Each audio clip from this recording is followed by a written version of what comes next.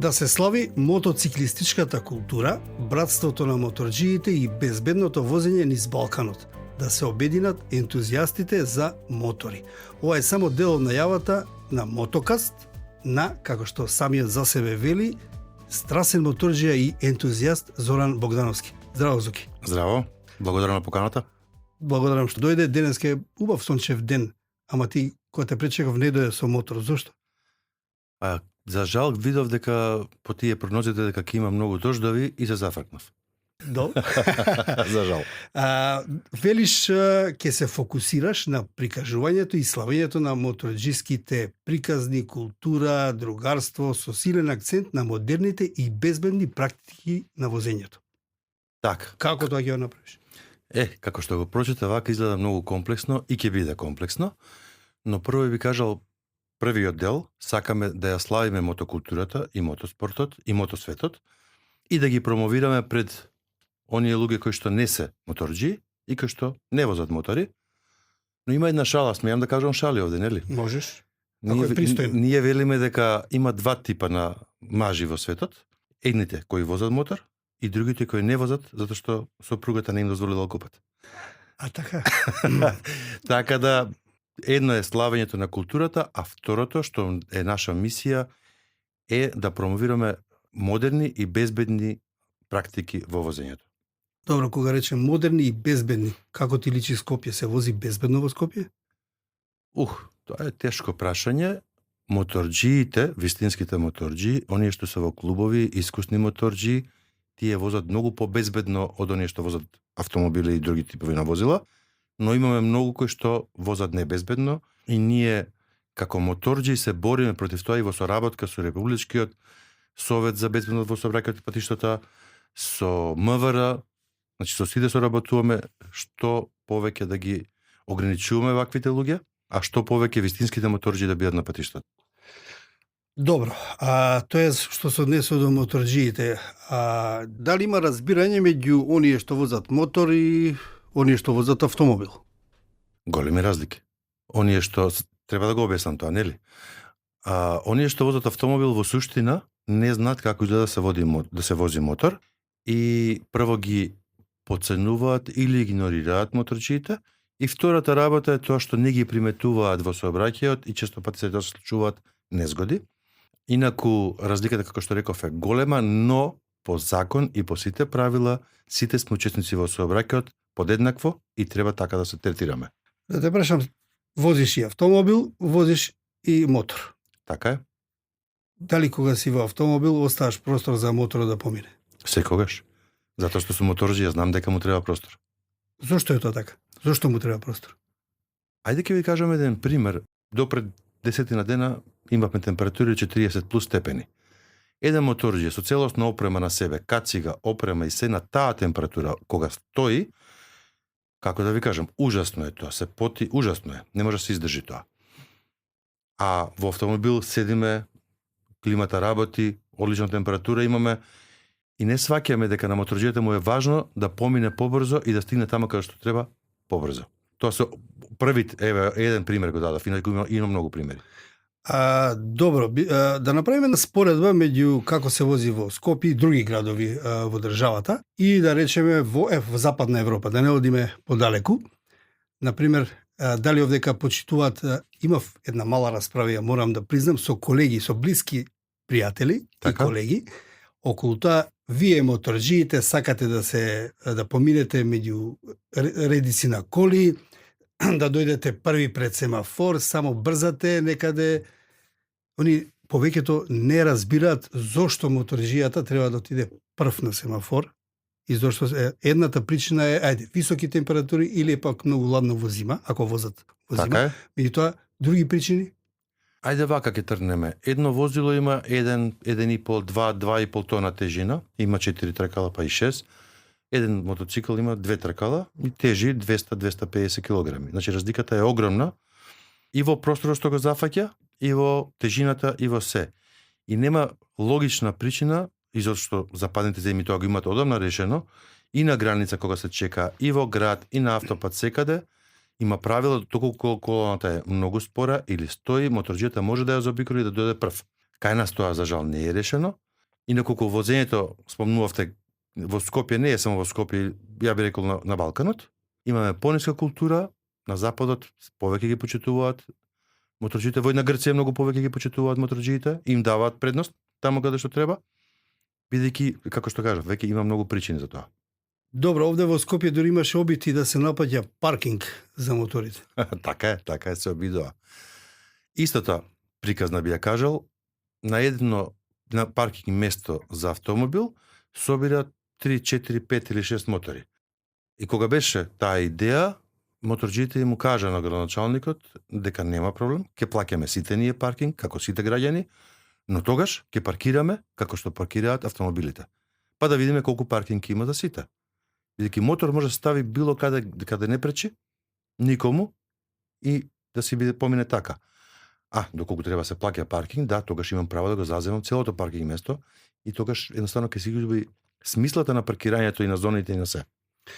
Во некои градови, на пример, е дозволено во строгите центри на градовите моторите да се паркираат бесплатно, дури во ние плави зони, како ги кажат, плави линии, а кај нас тоа не е така добро, кај нас е свет некако диво, па и моторџиите паркираат кај ќе стигнат и тоа е дел од вистина. Па така, кога не е регулирано. И они тоа таму го рачунат како дел од субвенционирање, бидејќи вела дека моторот не само што зафаќа помалку простор во центарот на градот, туку и помалку загадува. Веќе нема мотори без евро 4, евро 5. Па, убаво кажавте, тоа се причините зошто би требало и кај нас тоа постепено се введува. Значи, прво зафаќа многу помалку простор, многу помалку загадува. Ако видите една друга работа, тоа одамна го зборуваме сите. Ако го гледате Скопје во ударните термини кога се возат автомобили, ќе видите дека внатре се по еден или двајца. И ако тоа сега го превртиме на да возат тие сите мотоцикли, тоа значи дека во Скопје нема да има гужви и се тоа ќе биде многу поинако. Така што од повеќе аспекти, ова што го спомнавте, паркинг бесплатен или соодветно обележан само за мотори е многу добро решение, се олесно се обраќаат, се лесно на сите животот. Малце преминеме се на една друга тема, на братството на моторџиите, велиш сите моторџии ќе имаат право на свое мислење и ќе бидат третирани подеднакво, без разлика на пол, на нивна национална, верска или друга припадност. Тоа е така. Некако си во мисија преку Мотокаст. Мотокаст да го обединиш Балканот, сите моторџии? Добро, тоа е веќе многу голема мисија, но да, во право сте, идејата е во Мотокаст сите моторџии и моторџики, значи без разлика рековме на потекло, на етничко, социјално, верско, полско, секакво потекло, таму сите имаат, во Мотокаст сите имаат исто право и треба да бидат слушнати. И јас како автор и водител на Мотокаст им го дозволувам тоа колку што е можно повеќе. Таму се присутни, ќе видите во наредните епизоди, за сега само една излезена.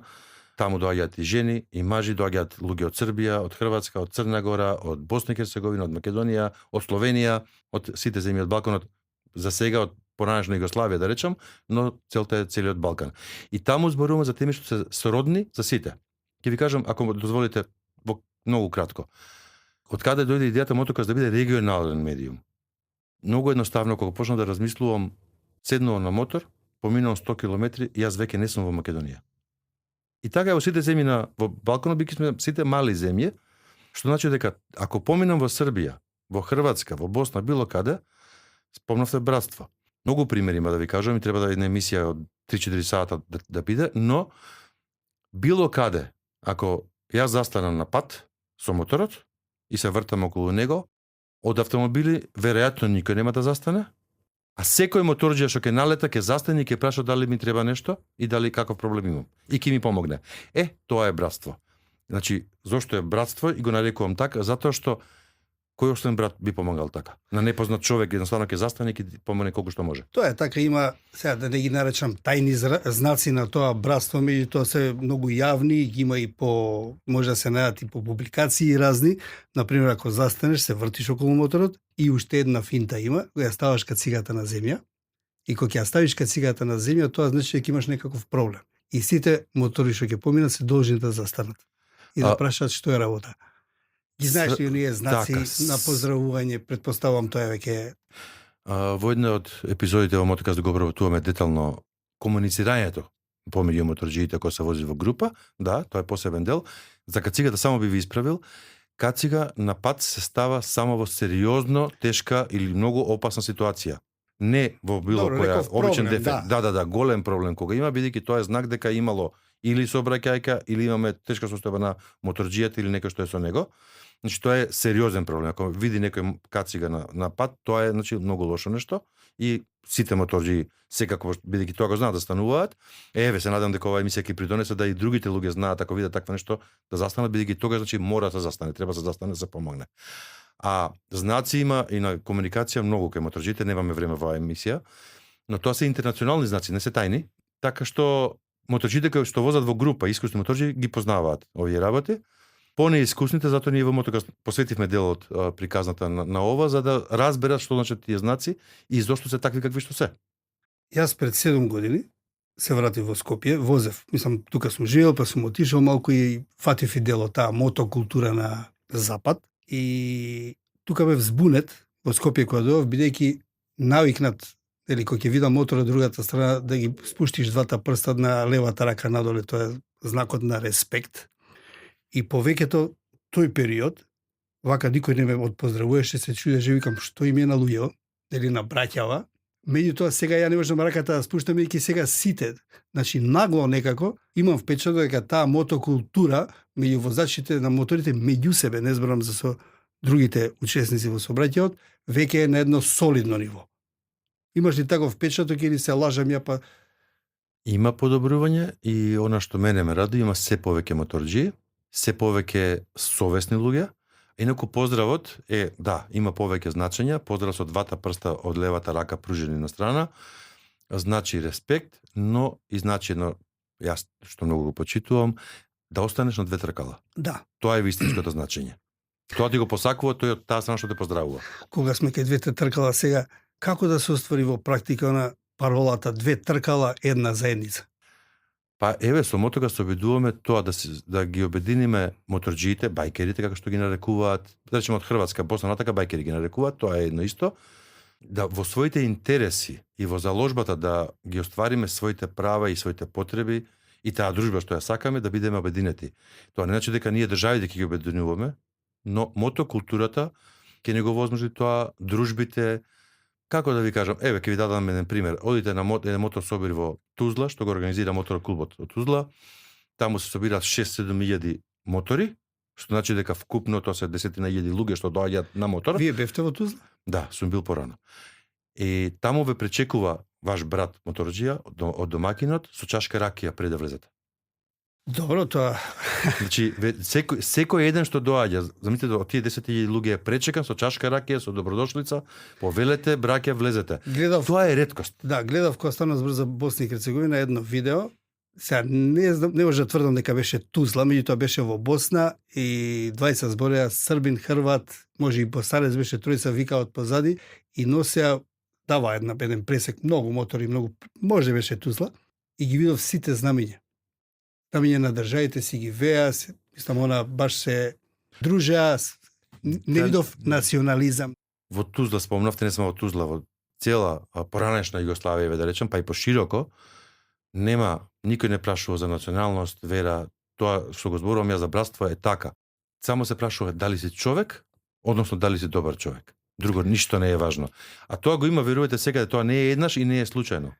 Порано во јавноста моторџиите се доживуваа како лоши момци, нели? Ајде се да не збориме за филмовите. Меѓутоа, денеска гледам повеќето мотоклубови на запад промовираат тоа што и вие го зборувате за тука, па снимаат спотови, видеоклипови каде што застануваат и помагаат на некоја бабичка да помине низ пешачки премин, па автобусот ако не му застанал на стариот го враќаат назад да се качи, промовираат едно како да кажам, дека се тие добрите момци всушност. Видете, мора да отидеме кај филмовите, бидејќи филмовите во главно го направија тој лош имидж за моторџиите. Имаше и клубови што се бавеа со тоа што филмовите. Има и ден денеска има. И тоа не може да кажеме цели клубови, и веројатно има индивидуи. Во секој нели стадо на овци бели има по некоја црна овца. Она што го начнавте со ова, би сакал да имаме друга прилика да зборуваме за ова повеќе, во Мотокаст ќе зборуваме секако, но секаде би сакал да зборувам. Вредностите што ги носат моторџиите, хуманизмот, да се помогне на другиот, не само на моторџија. Јас ќе ви кажам, еве, мојот мотоклуб No Limit годишно организира 3 до 4 крводарителски акции.